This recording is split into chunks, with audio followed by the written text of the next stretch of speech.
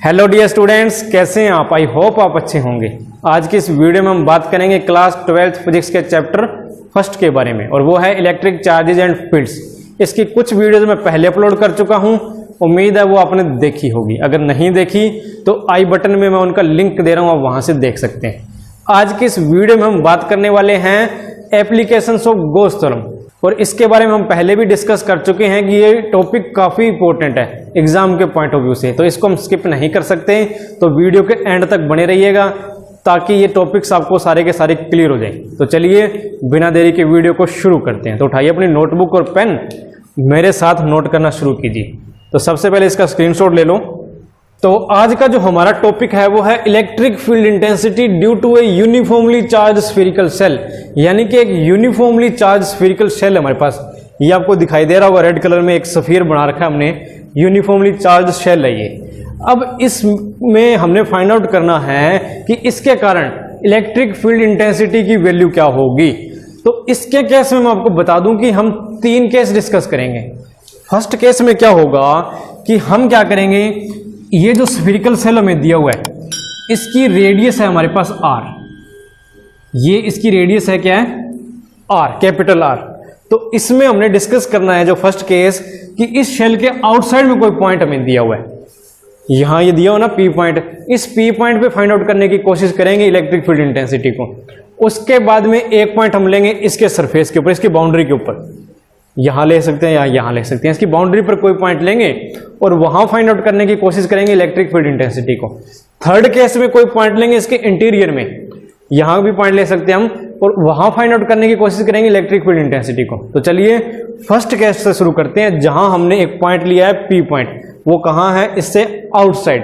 तो देखिए field outside this cell, यानी कि इस सेल के आउटसाइड में क्या होगा, क्या इलेक्ट्रिक फील्ड होगा। तो देखिए मैं आपको थोड़ा सा एग्जांपल से बता देता हूं। ये है हमारे पास सेल, अब इसके ऊपर क्या ना Q चार्ज यूनिफॉर्मली सेपरेटेड है, तो मैं ये कह सकता हूं कि इसकी बाउंड्री पर कहीं भी हम चेक कर लें अगर, तो हमें क्या मिलेगा, एक जैसा चार्ज मिलेगा। अब इसके आउटसाइड यहां कोई मैं पॉइंट ले रहा हूं, इस पॉइंट को मैं नाम दे रहा हूं P। इस P पॉइंट पे हमने फाइंड आउट करना है कि इसके कारण, ये जो हमारे पास शेल है इसके कारण इस पॉइंट पे इलेक्ट्रिक फील्ड इंटेंसिटी की वैल्यू क्या होगी। तो कैसे फाइंड आउट करेंगे इसको ना, थोड़ा सा गॉस थ्योरम के अकॉर्डिंग सोचो। गॉस थ्योरम हमें क्या कहती है कि हमारे पास क्या है ना, कोई क्लोज सरफेस है और उसमें कोई चार्ज इनक्लोज्ड है, ये कोई चार्ज इसके अंदर इनक्लोज्ड है। तो हम क्या करते हैं, इस पॉइंट पे, ये जो क्लोज सरफेस है, इस पॉइंट पे इलेक्ट्रिक फील्ड इंटेंसिटी की वैल्यू फाइंड आउट करते हैं, यही करते आ रहे हैं। तो यहां भी हम कुछ इसी प्रकार का काम करेंगे। अब इसको मान के चलो आप कोई चार्ज है, ये जो स्फेरिकल सेल हमें दिया गया है इसको हम क्या कंसीडर करेंगे कि ये कोई क्या है, चार्ज है हमारे पास। अब ये जो P पॉइंट है, इस P पॉइंट पे एक गॉसियन सरफेस हम ड्रॉ कर देंगे जो क्या है इस P पॉइंट से पास आउट होता होगा। एक गॉसियन सरफेस हम क्या करेंगे, इंट्रोड्यूस कर देंगे, मान लेंगे, एज्यूम कर लेंगे, जो क्या है P पॉइंट से पास आउट होता होगा। अब क्या है कि ये जो चार्ज है उसको हमने इस गॉसियन सरफेस में क्या कर लिया, इनक्लोज कर लिया। ये जो स्फेरिकल सेल आपको दिखाई दे रहा है ना, यहां पर इस डायग्राम में अगर हम समझने की कोशिश करें तो ये रेड कलर में आपको क्या दिखाई दे रहा है, एक स्फेरिकल सेल है। जरा ध्यान से समझिएगा ये टॉपिक, क्योंकि अगर ये कंसेप्ट आपको क्लियर हो गया तो डेरिवेशन आपको आसानी से आ जाएगी, इसलिए मैं इस पर ज्यादा टाइम लगा रहा हूं। तो थोड़ा ध्यान से समझने की कोशिश कीजिएगा, स्किप करने की कोशिश मत करना बिल्कुल भी। तो अब क्या है कि ये स्फेरिकल सेल हमारे पास, इस पर यूनिफॉर्मली चार्ज डिस्ट्रीब्यूटेड, यानी कि ऑल ओवर क्या है, इक्वल चार्ज है इसके ऊपर, और वो चार्ज की क्वांटिटी हमारे पास क्या है, Q। इसको मैं प्लस Q भी कह सकता हूं, जैसे आपको यहां दिखाई दे रहा है, मैंने अलग से आपको ड्रॉ करके बता दिया। अब इसके आउटसाइड एक पॉइंट ले लिया हमने P, ये वाला, इसके आउटसाइड एक पॉइंट ले लिया P। इस पॉइंट पे हमने इलेक्ट्रिक फील्ड इंटेंसिटी की वैल्यू फाइंड आउट करनी है। अब ये जो शेल है इसको हम ये मान के चलते हैं ये कोई क्या है, एक चार्ज बॉडी है। अब इसको हम इनक्लोज कर देंगे किसी एक गॉसियन सरफेस के अंदर। गॉसियन सरफेस में इनक्लोज करने के लिए हमें क्या करना पड़ेगा, एक सरफेस ड्रॉ करना पड़ेगा। तो पहले कुछ पॉइंट्स देखते हैं इसके बारे में, फिर हम आगे बढ़ते हैं। तो देखिए, consider a thin spherical shell of radius r with centre O। हमने एक कंसीडर किया एक थिन स्फेरिकल शेल जिसका सेंटर है O और रेडियस है कैपिटल R। यहां तक बात क्लियर हुई। अब बढ़ते हैं आगे। Let a charge plus q be distributed uniformly over the surface of the shell, और इस सेल पर क्या है, plus q charge uniformly distributed है, यानी कि इक्वल अमाउंट में डिस्ट्रीब्यूटेड है ऑल ओवर सरफेस। अब हमने क्या करना है, to calculate electric field intensity at any point P, किसी भी पी पॉइंट पे इलेक्ट्रिक फील्ड इंटेंसिटी को फाइंड आउट करने के लिए ये पॉइंट इंपॉर्टेंट है, जहां ओपी क्या होगा आपका आर के बराबर होगा, यानी कि इसके सेंटर से आर तक, इस पी पॉइंट तक की जो डिस्टेंस होगी वो किसके बराबर होगी, स्मॉल आर के इक्वल होगी। तो अब इसमें आप देखें, मेरे को बताओ कि कैपिटल आर बड़ी है या स्मॉल आर की वैल्यू ज्यादा होगी। तो इसको देखने से आपको क्लियर हो रहा है कि जो हमारे पास स्मॉल आर है वो ग्रेटर देन है कैपिटल आर से, क्योंकि जो स्मॉल आर है इसका मतलब क्या है, ये एक पॉइंट है आउटसाइड दी सर्कल, और ये रेडियस ऑफ द सर्कल है, ये जो स्फीयर सेल हमारी इसकी रेडियस है, तो ये चीज है।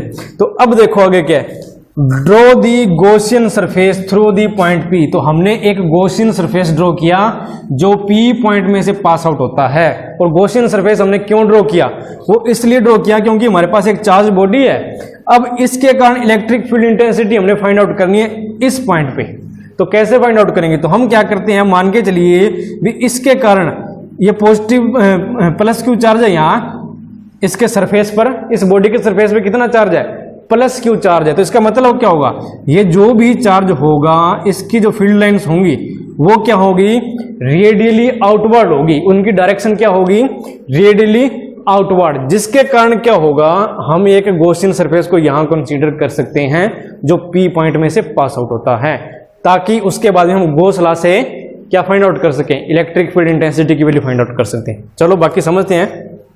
देखिए हमने क्या किया, ड्रॉ किया एक Gaussian surface through point P, ये हमने ड्रॉ कर लिया जो ग्रीन कलर में आपको दिखाई दे रहा है। उसके बाद में क्या होगा, so as to enclose the charge spherical shell, जिससे क्या है हम इसमें गॉसियन सरफेस में क्या कर लें, ये जो चार्ज स्फीरिकल सेल है उसको इनक्लोज कर लें, यानी कि चार्ज हमने इनक्लोज कर लिया एक गॉसियन सरफेस में, ताकि हम गॉस थ्योरम को इसके ऊपर अप्लाई कर सकें।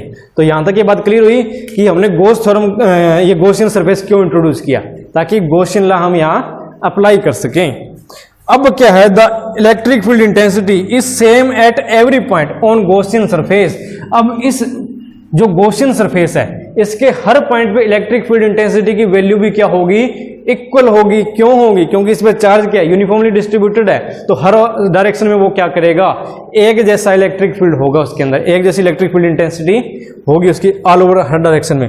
तो इसलिए हम कह सकते हैं कि जो गॉसियन सरफेस है उसमें भी एवरी पॉइंट पे क्या होगा, एक जैसा इलेक्ट्रिक फील्ड इंटेंसिटी के वैल्यू होगा, and direction radially outward so that theta is equal to 0। अभी इसमें मैंने आपको बताया कि जो इलेक्ट्रिक फील्ड हो इसके अंदर होगा वो क्या होगा, ऐसे बाहर की डायरेक्शन में होगा, रेडियली आउटवर्ड होगा। क्या होगा, रेडियली आउटवर्ड। तो जिसके कारण थीटा की वैल्यू 0 दी गई है। इसको थोड़ा समझो क्या है ये। अब इस P पॉइंट पे हमने फाइंड आउट करना है इलेक्ट्रिक फील्ड इंटेंसिटी की वैल्यू। तो हम क्या करेंगे, यहां एक सरफेस लेते हैं ds, एक एरिया एलिमेंट हम यहां पर इंट्रोड्यूस करने जा रहे हैं डेल्टा s। उसका जो डायरेक्शन होगा एन केप, वो क्या होगा, इस डायरेक्शन में होगा, और इस पॉइंट पर इलेक्ट्रिक फील्ड इंटेंसिटी की जो डायरेक्शन है वो भी क्या होगी, इसी डायरेक्शन में होगी। यानी कि हमारे पास एरिया वेक्टर और हमारे पास इलेक्ट्रिक फील्ड इंटेंसिटी दोनों क्या है, एक दूसरे के पैरेलल हैं, और पैरेलल है तो इसका मतलब क्या होगा, थीटा की वैल्यू जो होगी वो क्या होगी, यहां 0 होगी। उम्मीद करता हूं यहां तक आपको समझ में आया होगा। तो इसको एक बार नोट कर लो ताकि हम आगे बढ़े। आइए अब हम अप्लाई करते हैं इस पर गॉस लॉ। तो नोट कीजिए, अकॉर्डिंग टू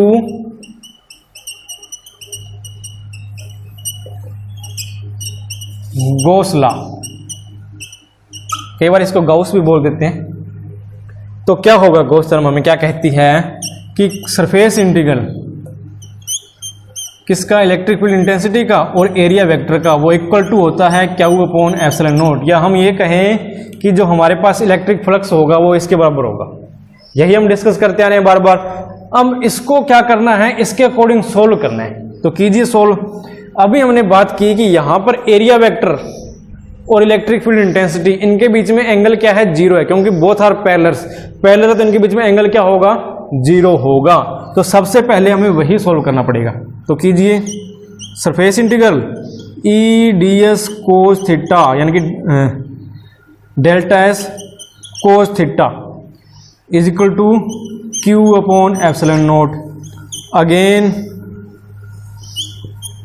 क्या होगा, E D S is equal to Q upon epsilon naught, क्योंकि कोस थीटा है, यहां हम क्या पुट कर देंगे, जीरो पुट कर देंगे। जीरो पुट करने से क्या होगा, कोस जीरो की वैल्यू क्या होती है, 1 होती है हमारे पास, तो मैंने इसको डायरेक्ट यहां लिख दिया। अब ये जो इलेक्ट्रिक फील्ड इंटेंसिटी है, हमने बात की थी कि इस गॉसियन सरफेस पर क्या है, एक जैसी है, तो हम क्या करेंगे, इसको हम बाहर निकाल लेते हैं एज ए कांस्टेंट, और ये delta S is equal to क्या होगा, Q upon epsilon note.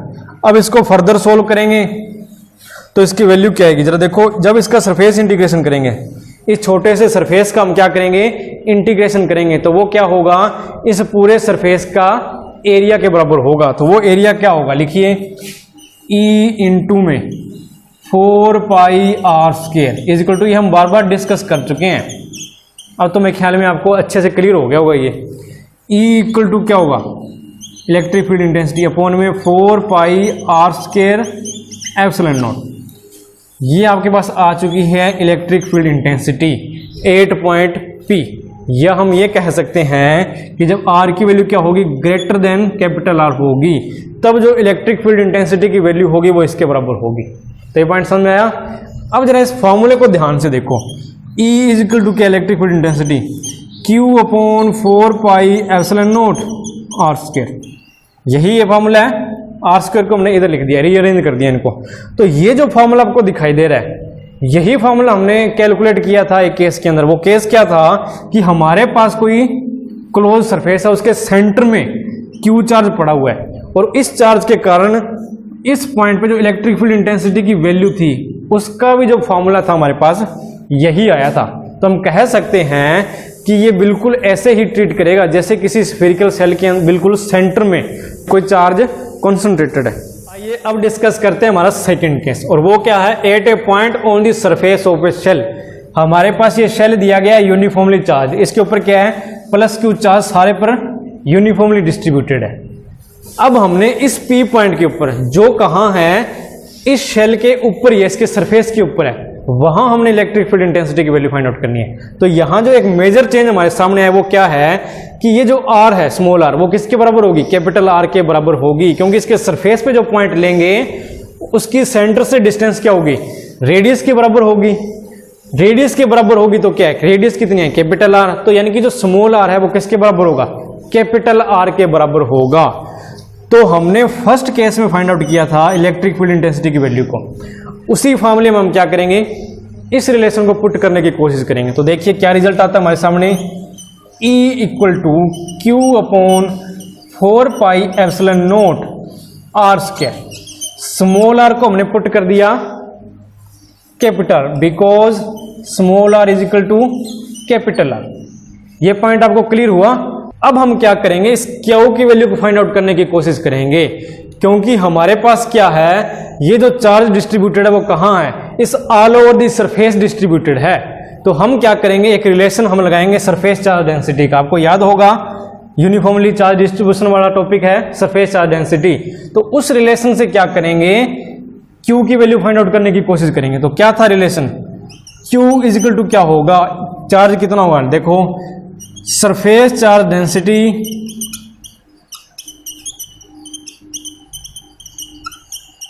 Into में एरिया।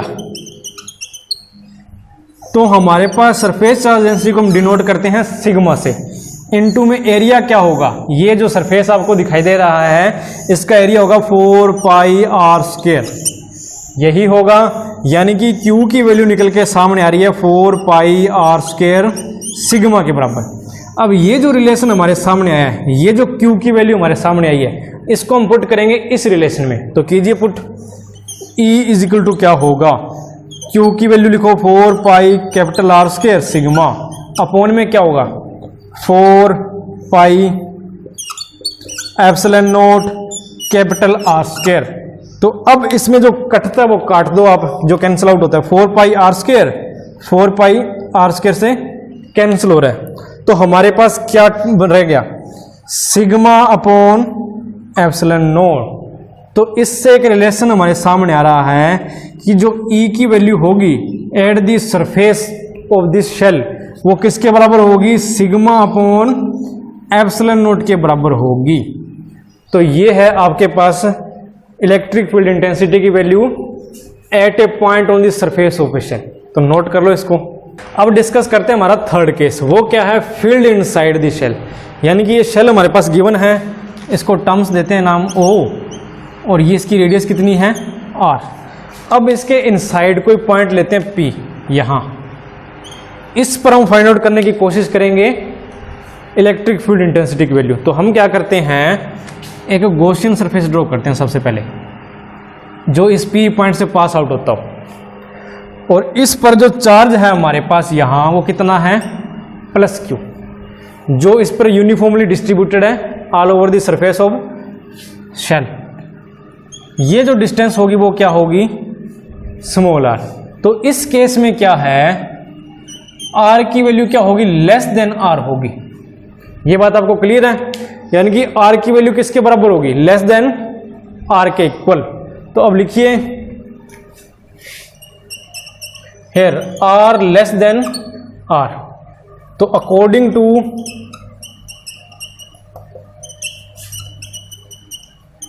गॉस थ्योरम, तो गॉस थ्योरम के अकॉर्डिंग क्या होगा, E इंटू में 4 pi are square is equal to किसके बराबर होगा,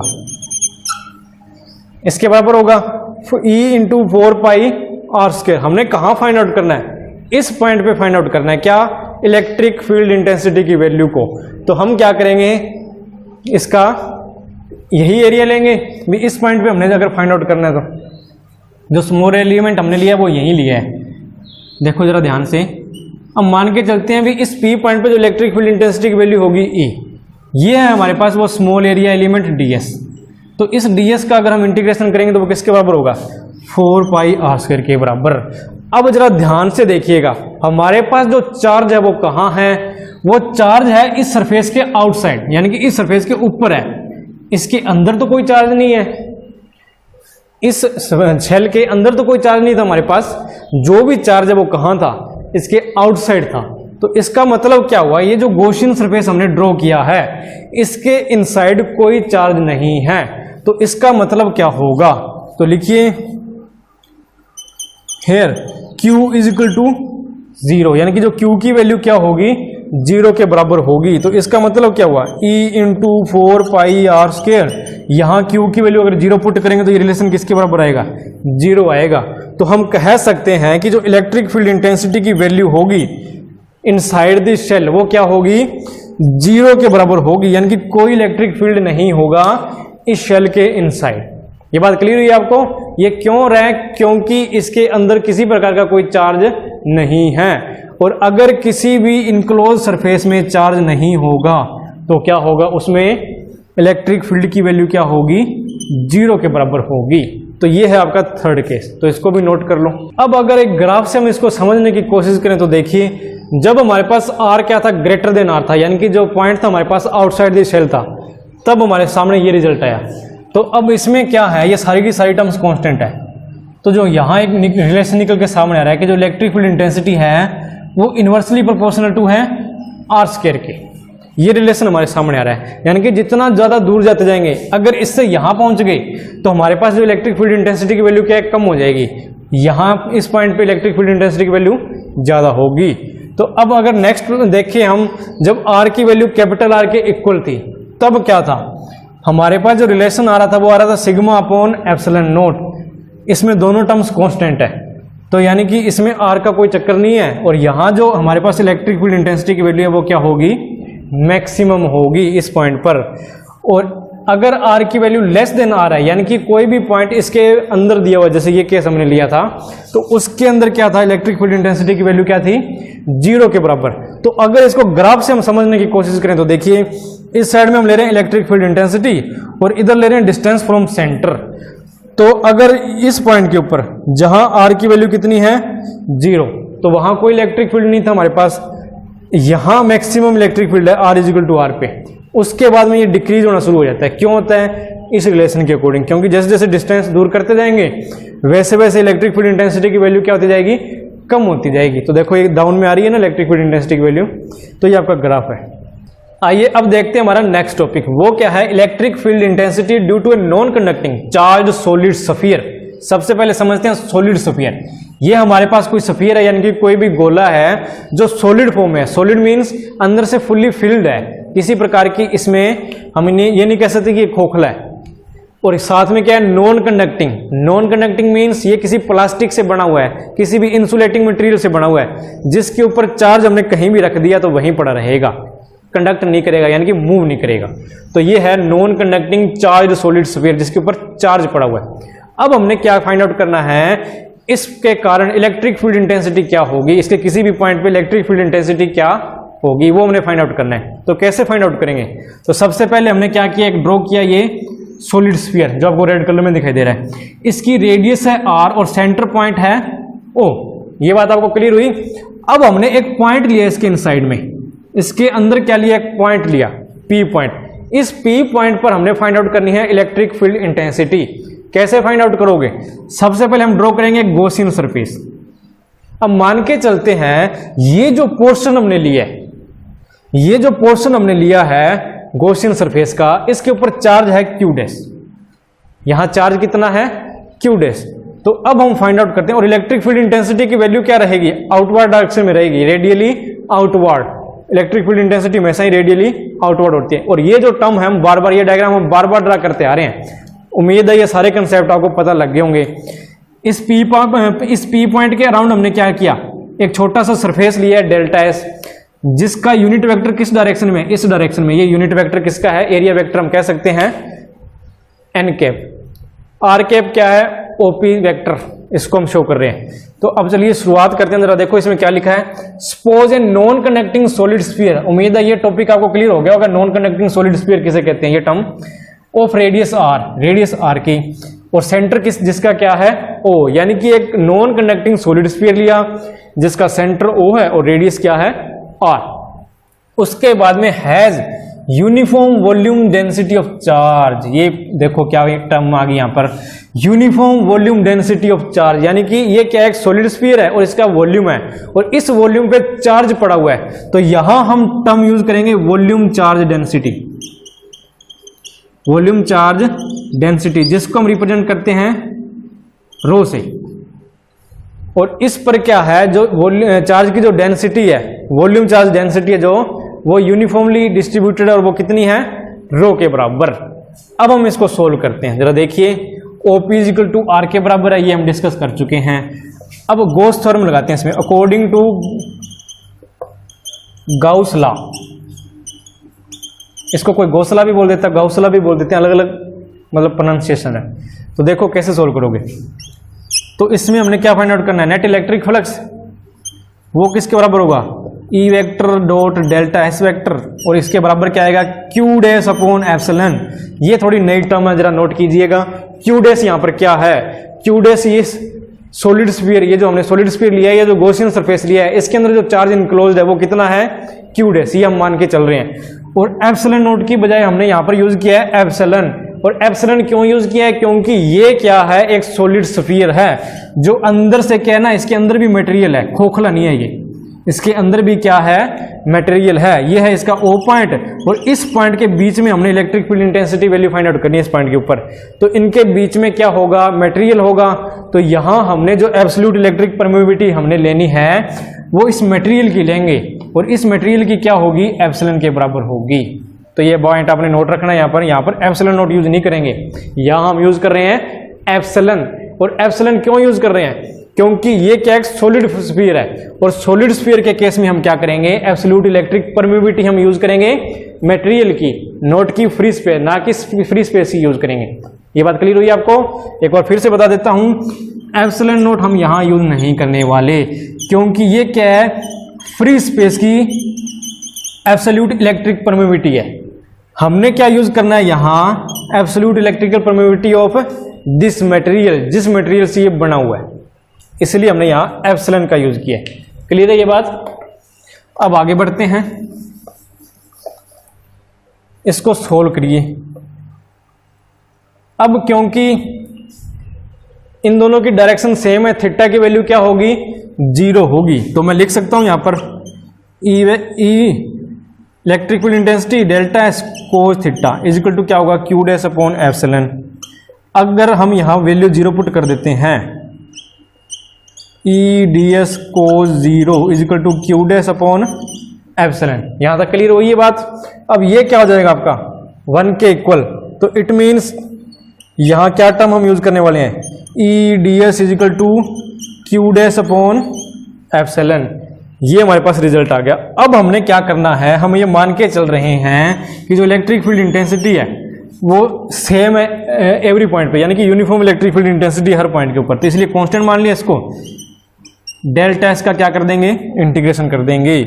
और बराबर में क्या है? Q dash upon epsilon. जब इसको सोल्व करेंगे, इंटीग्रेशन करेंगे, तो इसकी वैल्यू आएगी 4 पाई आर स्क्वायर। ये फॉर्मूला हम बार बार यूज करते आ रहे हैं, तो उम्मीद आपको याद हो गया होगा। अब निकालिए इंटेंसिटी, इलेक्ट्रिक फील्ड इंटेंसिटी की वैल्यू। तो ये क्या होगा? Q dash upon epsilon 4 pi are square. यहां तक ये टर्म क्लियर होगी आपको। E is equal to Q dash epsilon 4 pi are square. अब क्या है कि यहां ये क्यू डैश है और इसको हम रिप्रेजेंट करेंगे, इसकी टोटल वैल्यू फाइंड आउट करते हैं क्यू डैश की। तो इसकी वैल्यू क्या होगी? Q dash is equal to क्या होगा? वॉल्यूम चार्ज डेंसिटी इनटू में वॉल्यूम।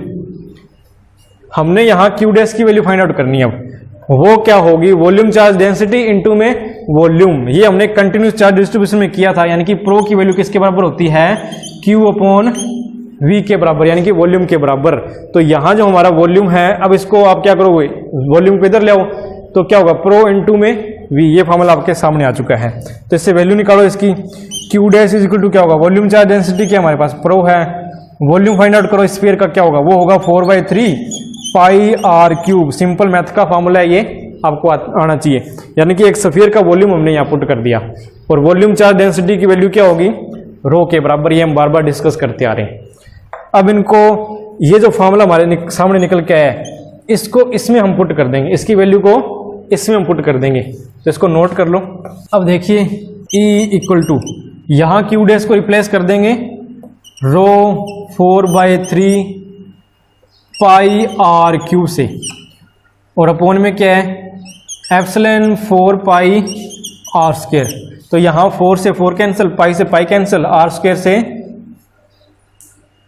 Are square cancel. तो क्या बचा हमारे पास? E equal to rho R upon 3 epsilon. यानी कि ये वैल्यू हमारे सामने निकल के आ गई।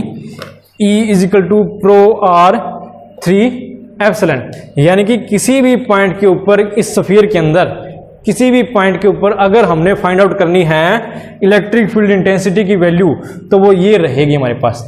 अब इसमें एक क्वेश्चन है कि इसके सेंटर पे, इस सॉलिड स्फीयर के सेंटर पर क्या वैल्यू रहेगी इलेक्ट्रिक फील्ड इंटेंसिटी की? तो यहां क्या है? एट सेंटर लिखेंगे हम, एट सेंटर। ये यहां तक आपको क्लियर हो गया होगा। ये हमने कुछ नहीं किया, सिंपल कैलकुलेशन किया जो बार बार करते आ रहे हैं गॉस लॉ के अंदर।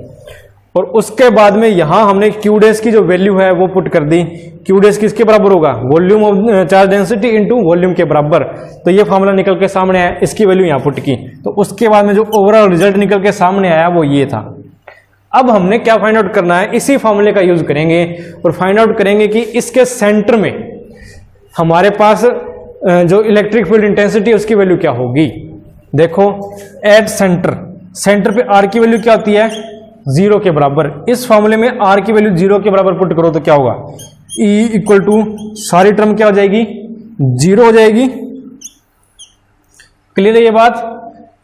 इस फॉर्मूले में अगर हमने आर की वैल्यू 0 पुट की तो सारी की सारी टर्म क्या हो जाएगी, 0 हो जाएगी। तो किसी भी सॉलिड स्फीयर के सेंटर में इलेक्ट्रिक फील्ड इंटेंसिटी की जो वैल्यू होगी वो क्या होगी, 0 होगी। ये बात क्लियर होनी चाहिए आपको। दूसरी बात, ये सॉलिड स्फीयर के अंदर बात कर रहे हैं हम। दूसरी बात ये कि अभी हमने इस पॉइंट के ऊपर बात की है, हम हो सकता है इस पॉइंट के बारे में बात करें या हो सकता है इस पॉइंट के बारे में बात करें। तो जिस पॉइंट के बारे में भी बात करेंगे, जितनी भी हम डिस्टेंस लेंगे सेंटर से, उसकी वैल्यू को हम यहां पुट करते चलेंगे, उसकी वैल्यू को हम यहां पुट करते चलेंगे। और जितनी आर की वैल्यू ज्यादा होगी, जितनी आर की वैल्यू ज्यादा होगी, उतनी ही इलेक्ट्रिक फील्ड इंटेंसिटी की वैल्यू भी क्या होगी, ज्यादा होगी। ये बात क्लियर है आपको? तो इसको एक और एग्जांपल से समझते हैं, जरा देखिए। मान के चलिए कि अब मैंने eight the surface of sphere, अब मैं क्या कर रहा हूं, इस स्फीयर के सरफेस की बात कर रहा हूं, जहां आर की वैल्यू क्या होगी, मैक्सिमम होगी। यहां ये आर की वैल्यू क्या होगी, मैक्सिमम होगी, यानी कि इस पूरे स्फीयर के रेडियस के बराबर होगी, यानी कि आर इज इक्वल टू क्या होगा, आर के बराबर होगी। तो इस पॉइंट पर इलेक्ट्रिक फील्ड इंटेंसिटी की वैल्यू क्या होगी, जरा देखो, रो कैपिटल आर अपॉन 3 एप्सिलॉन। ये वैल्यू आपके पास आ चुकी है इलेक्ट्रिक फील्ड इंटेंसिटी की एट द सरफेस, इस सरफेस के ऊपर अगर कोई पॉइंट है यहां, और ये क्या है, मैक्सिमम वैल्यू है। अब एक केस और भी बनता है इसके अंदर कि अगर मैं बात करूं इसके आउटसाइड कोई पॉइंट ले रहे हैं, इस स्फीयर के आउटसाइड कोई पॉइंट ले रहे हैं, तो वो कोई दिक्कत वाली बात नहीं है, वो हम पहले भी डिस्कस कर चुके हैं। हम यहां क्या करेंगे, गॉसियन सरफेस ड्रॉ करेंगे सिंपल। जो लास्ट डेरिवेशन में हमने काम किया था ना, वही यहां होने वाला है। जो लास्ट डेरिवेशन में हमने सोल्व किया था कि यहां हमने कोई पॉइंट ले लिया P, तो इस P पॉइंट पे हम क्या करेंगे, फाइंड आउट कर लेंगे। तो इस P पॉइंट के ऊपर हमें फाइंड आउट करने के लिए क्या करना पड़ेगा, इलेक्ट्रिक फील्ड इंटेंसिटी के लिए ये जो स्फीयर है वो ऐसे ट्रीट करेगा जैसे ये जो चार्ज है वो कहां कॉन्सेंट्रेटेड है, इसके सेंटर पर है सारे का सारा, इस तरह बिहेव करेगा। ये हम लास्ट डेरिवेशन में डिस्कस कर चुके हैं। तो उसका रिजल्ट क्या आया था वो भी मैं यहां पर शो कर देता हूं आपको। उसका रिजल्ट आया था हमारे पास Q upon 4 pi epsilon naught R square, ये रिजल्ट आया था हमारे पास। किसी भी आउटसाइड में जो अगर कोई पॉइंट हमारे पास यहाँ बाहरी साइड में, तो उसके कारण जो वैल्यू होगी इलेक्ट्रिक फील्ड इंटेंसिटी की वो होगी। अब जरा इसमें नोट करो, जो इलेक्ट्रिक फील्ड इंटेंसिटी है इस फॉर्मूले में वो क्या है, इनवर्सली प्रोपोर्शनल है आर स्क्वायर के, यानी कि आर स्क्वायर की डिस्टेंस हमने बढ़ाई, उससे क्या होगा, हमारे पास इलेक्ट्रिक फील्ड इंटेंसिटी की वैल्यू कम होगी। ये बात आपको याद रखनी है। मैंने तीनों केस आपको बता दिए हैं, एक बार फिर से बता देता हूं। हमने किसी भी पॉइंट के ऊपर इलेक्ट्रिक फील्ड इंटेंसिटी की वैल्यू को फाइंड आउट किया तो उसका फॉर्मूला निकल के सामने आया ये वाला। ये बात क्लियर है? अब इसमें इस सॉलिड स्फीयर में सारे का सारा मैं एक बार इरेज कर देता हूं ताकि आपको अच्छे से समझ आ जाए। ये है हमारे पास O पॉइंट। अभी मान के चलते हैं कि हमने इस P पॉइंट पर फाइंड आउट किया ये वैल्यू, और ये डिस्टेंस है R। अब हो सकता है मैं चाहूं मैं थोड़ी डिस्टेंस में कम कर देता हूं, R की वैल्यू क्या कर देता हूं, कम कर देता हूं। यहां इस पॉइंट पे फाइंड आउट करने की कोशिश करता हूं, ये Q पॉइंट मान लेते हैं हम। तो अब ये डिस्टेंस कम हो चुकी है। अगर डिस्टेंस कम हुई तो इस रिलेशन से आपको क्या समझ में आ रहा है, यानी कि जो E है इलेक्ट्रिक फील्ड इंटेंसिटी है वो डायरेक्टली प्रोपोर्शनल है किसके, R के। किसके डायरेक्टली प्रोपोर्शनल है, R के। इसको आप ऐसे समझ सकते हो कि जैसे डिस्टेंस कम हुई, जैसे रेडियस कम हुई, वैसे ही क्या है इसमें कम मटेरियल होगा, और कम मटेरियल का मतलब उस पर कम चार्ज होगा। यानी कि ये जो रेडियस कम हुई, कम रेडियस होने का मतलब क्या है, छोटा सा स्फीयर बन गया ये तो, और छोटे स्फीयर पे कम चार्ज होगा क्योंकि नॉन कंडक्टिंग है, इधर उधर ट्रांसफर तो हो नहीं सकता, जहां जो चार्ज पड़ा होगा वो वहीं पड़ा रहेगा। अगर मैंने इसकी रेडियस बढ़ा दी, दूसरा पेन लेते हैं, अगर मैंने इसकी रेडियस बढ़ा दी, इतनी कर दी, तो क्या होगा, इसके अंदर ज्यादा मटेरियल आएगा, और ज्यादा मटेरियल आने का मतलब क्या है, इस पर चार्ज होल्डिंग कैपेसिटी भी इसकी क्या होगी, ज्यादा होगी। ज्यादा चार्ज मतलब ज्यादा इलेक्ट्रिक फील्ड इंटेंसिटी। सिंपल सी लैंग्वेज है ये। अगर और बढ़ा दिया मैंने तब और ज्यादा मटेरियल आएगा। अगर मैंने मैक्सिमम यानी कि इसके सरफेस पर कोई पॉइंट लिया है, यानी कि इसमें क्या होगा, मैक्सिमम मटेरियल हम कवर कर रहे हैं। जितना मैक्सिमम मटेरियल उतनी क्या है चार्ज होल्डिंग कैपेसिटी भी मैक्सिमम होगी। तो उसी बेस पे हम कह सकते हैं कि जो E है वो डायरेक्टली प्रोपोर्शनल टू R है। मैंने आपको दोनों तरीके से समझा दिया, इस फॉर्मूले से भी और इस प्रैक्टिकल एग्जाम्पल से भी। तो R की वैल्यू ज़्यादा होगी तो इसका मतलब क्या है कि हमारे पास इलेक्ट्रिक इंटेंसिटी की वैल्यू भी क्या होगी, ज़्यादा होगी, लेकिन ये सिर्फ इसके सरफेस तक वेरी करेगी। क्लियर है ये बात? तो ये नोट कर लेना। अब देखते हैं हमारा नेक्स्ट टॉपिक, और वो है electric field intensity due to a thin infinite plane sheet of charge. काफी सिंपल सर, काफी इंटरेस्टिंग सा टॉपिक है, और ये इस वीडियो का और इस चैप्टर का लास्ट टॉपिक है, तो इसलिए ध्यान से देखिएगा। तो इसमें हमारे पास क्या है, एक थिन शीट है, ये शीट दी हुई है बिल्कुल थिन, जैसे एक पेपर होता है उस पेपर की तरह बिल्कुल पतली, बिल्कुल थिन शीट है। तो अब इस पर क्या है, चार्ज है। तो इस चार्ज के कारण इलेक्ट्रिक फील्ड इंटेंसिटी क्या होगी वो हमने फाइंड आउट करनी है। तो कैसे फाइंड आउट करोगे? तो हमने क्या अज्यूम किया, एक गॉसियन सरफेस अज्यूम कर लिया, एक सिलेंडर जो इसमें आर पार निकल रहा है। तो अब यहां सिलेंडर अज्यूम किया तो क्या होगा, अब आपको बता दूं कि जो इलेक्ट्रिक फील्ड इंटेंसिटी होगी इस चार्ज के कारण, ये क्या होती है, आउटवर्ड डायरेक्शन में होती है। जैसे ये शीट है हमारे पास, तो इसमें यहां चार्ज पड़ा हुआ है, तो जो इलेक्ट्रिक फील्ड इंटेंसिटी होगी वो क्या होगी, इस डायरेक्शन में होगी और इस डायरेक्शन में होगी, यानी कि आउटवर्ड डायरेक्शन में होगी। तो आउटवर्ड डायरेक्शन में होगी तो इसका मतलब क्या है, हमने एक सिलेंडर अज्यूम कर लिया और इस सिलेंडर में जो इलेक्ट्रिक फील्ड इंटेंसिटी है उसकी डायरेक्शन इधर होगी। देखो 2 पॉइंट ले लिए हमने, P एंड Q। तो P पॉइंट पे क्या है, जो इलेक्ट्रिक फील्ड इंटेंसिटी है उसकी डायरेक्शन क्या है, इधर। एरिया वेक्टर की डायरेक्शन क्या है, इधर। Q पॉइंट पे क्या है, इलेक्ट्रिक फील्ड इंटेंसिटी की डायरेक्शन इधर और एरिया वेक्टर की डायरेक्शन भी इधर, यानी कि पैरेलल आ रहा है। तो इसका मतलब क्या है, यहाँ थीटा की वैल्यू दोनों साइड में क्या होगी, 0 होगी। ये हम बार बार करते आ रहे हैं, इसलिए मैं आपको जल्दी से इसको रिवाइज करवा देता हूँ। तो थर्ड केस में क्या होगा, यूनिट वेक्टर देखिए जरा ध्यान से। इस केस में यानी कि हमने क्या है, ये सिलेंडर है, इस सिलेंडर की इस साइड की बात कर रही है हमने, ये क्या हुआ है, इस साइड की बात की, ये P है। अब ये कर्व्ड एरिया की बात कर रहे हैं, तो कर्व्ड एरिया के केस में क्या होगा, जो एरिया वेक्टर होगा वो अपवर्ड डायरेक्शन में होगा या डाउनवर्ड डायरेक्शन में होगा। अपवर्ड में डायरेक्शन में ये है, डाउनवर्ड डायरेक्शन में ये है, दोनों साइड में हमने इसको ले लिया। तो यहां जो थीटा की वैल्यू होगी वो क्या होगी, 90 डिग्री। 90 डिग्री का मीनिंग मतलब क्या है, एरिया वेक्टर और इलेक्ट्रिक फील्ड इंटेंसिटी इन दोनों के बीच के एंगल से मतलब है हमारा, यानी कि जो थीटा यहाँ क्या है, इलेक्ट्रिक फील्ड इंटेंसिटी जो इस डायरेक्शन में है और एरिया वेक्टर जो अपवर्ड डायरेक्शन में, इनके बीच में जो एंगल है उसको हम बोलेंगे थीटा। ये बात क्लियर है? तो अब हम फाइंड आउट करते हैं इलेक्ट्रिक फ्लक्स।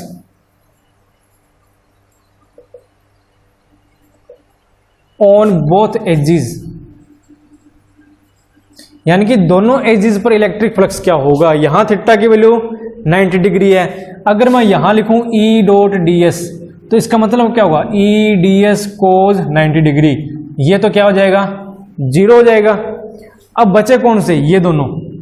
यहां भी वैल्यू फाइंड आउट कर लेते हैं, E डॉट ds यानी कि E ds कोज 0, यानी कि E डेल्टा s कोज 0, इसकी वैल्यू क्या होगी, ये होगा E डेल्टा s के बराबर, यही होगा। यानी कि इस पॉइंट पे जो इलेक्ट्रिक फ्लक्स की वैल्यू ये होगी, यहां ये है तो इस पॉइंट पे भी क्या होगी, यही वैल्यू रहेगी। तो लिख देते हैं electric flux on both edges वो किसके बराबर होगा, E डॉट डेल्टा s, यानी कि फाई E किसके बराबर होगा, E डॉट डेल्टा s, और ये किसके बराबर होगा, E ds कोज 0। अब इसके आगे मैं 2 यूज कर रहा हूं, 2 इसलिए यूज कर रहा हूं क्योंकि एक तो ये है और दूसरा सरफेस, ये 2 सरफेस की बात कर रहे हैं, तो यहां इसको डबल कर देंगे हम। आप डायरेक्टली ऐसे भी लिख सकते हो भी E डॉट ds, यानी कि ये पहला सरफेस हो गया, प्लस में E डॉट ds यानी कि ये दूसरा सरफेस हो गया।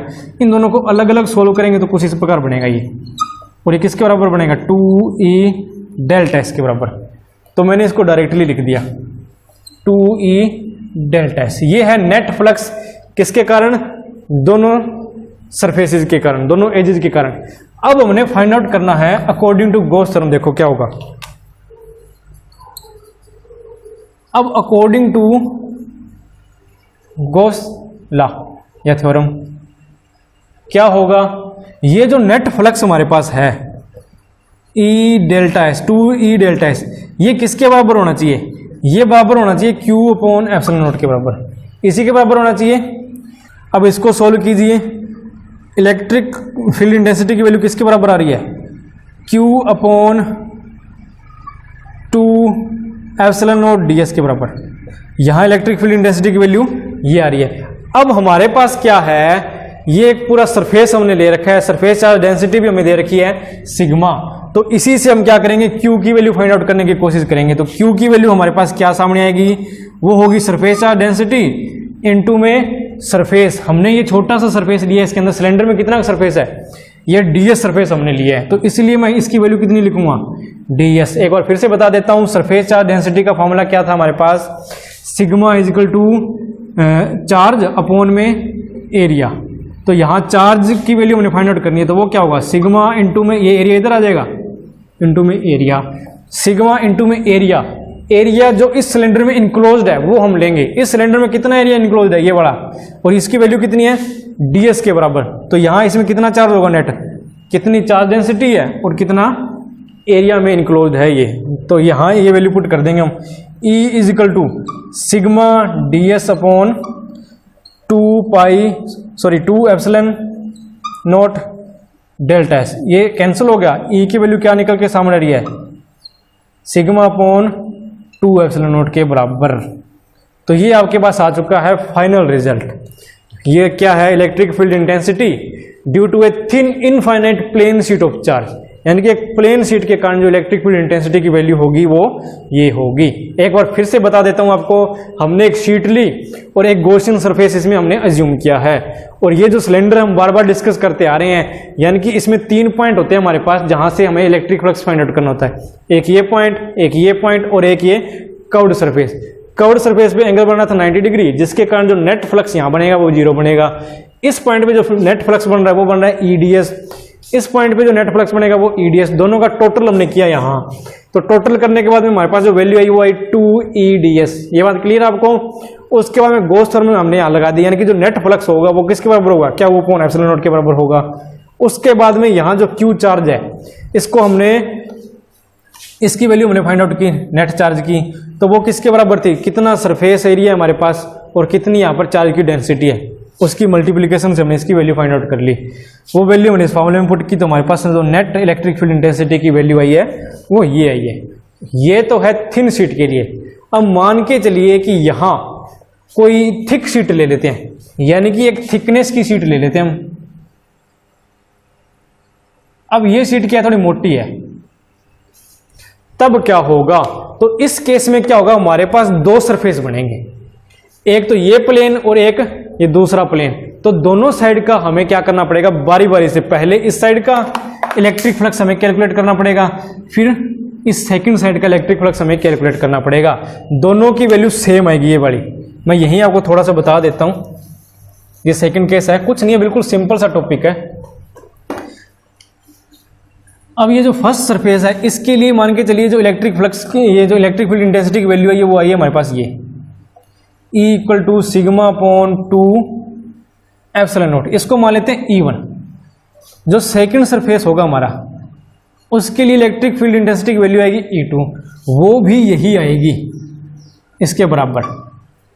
तो जो नेट इलेक्ट्रिक फील्ड इंटेंसिटी होगी वो होगी E1 के बराबर प्लस में E2 के बराबर। तो इन दोनों का सम हम कर देंगे यहाँ, और कुछ नहीं करना, बिल्कुल ही सिंपल है। Sigma upon 2 epsilon note plus में इसकी वैल्यू लिखो sigma upon 2 epsilon note. LCM आएगा 2 एप्सिलॉन नोट, सिग्मा प्लस में सिग्मा, यानी कि 2 सिग्मा अपॉन 2 एप्सिलॉन नोट। 2 से 2 कैंसिल, यानी कि जो वैल्यू हमारे सामने आएगी, इधर लिखते हैं, वो आएगी E equal to sigma upon epsilon naught. ये बात क्लियर हो गई आपको। यानी कि अगर हमारे पास इधर एक ही प्लेन है, एक थिन शीट है, तो उसके कारण वैल्यू ये आती है।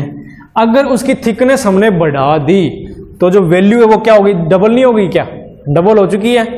तो इसका ये रिजल्ट आ रहा है, हमने इन दोनों को ऐड कर दिया, यानी कि ये डबल हो गई वैल्यू। तो ये रिजल्ट आपका थिक शीट के लिए, तो इसको नोट कर लो। और ये है आपकी आज की वीडियो, और इसके साथ ही आपका ये chapter electric charges and fields यहाँ कंप्लीट हो चुका है। और उम्मीद करता हूँ हर एक बच्चे ने एक एक वीडियो ध्यान से देखी होगी, एक एक कंसेप्ट को ध्यान से समझा होगा। फिर भी अगर किसी से कोई वीडियो स्किप होती है तो कोई दिक्कत वाली बात नहीं, यहाँ आई बटन में आपको पूरी प्लेलिस्ट मिल जाएगी, वहां से आप एक एक वीडियो को सर्च कर सकते हैं। थंबनेल पर आपको मिलेगा कि कौन सी वीडियो में कौन सा टॉपिक है, एक एक चीज मैंने वहां पे क्लियर किया, तो आपको देखते ही पता लग जाए। तो पार्ट 1 से लेके पार्ट 10 तक की सभी वीडियोस आपको अच्छे से देखनी है, एक एक कंसेप्ट आपको अच्छे से समझना है ताकि बोर्ड में आपको कोई दिक्कत ना आए। तो मिलेंगे नई वीडियो में नए चैप्टर के साथ। तब तक इस वीडियो को लाइक करें, शेयर करें, चैनल पर नए हैं तो सब्सक्राइब करें। और मैं आपको फिर से रिक्वेस्ट करूंगा कि चैनल को सब्सक्राइब करना मत भूलिएगा, क्योंकि आप देख पा रहे होंगे नॉन सब्सक्राइबर का जो वॉच टाइम हमें मिल रहा है वो ज़्यादा है एज कम्पेयर टू सब्सक्राइबर्स। तो इसलिए आपसे एक बार फिर से रिक्वेस्ट रहेगी कि अगर आपको मेरी वीडियोस पसंद है तो प्लीज़ चैनल को सब्सक्राइब करें ताकि एक एक वीडियोस के नोटिफिकेशन आप तक मिलते रहें। तो मिलेंगे नई वीडियो में।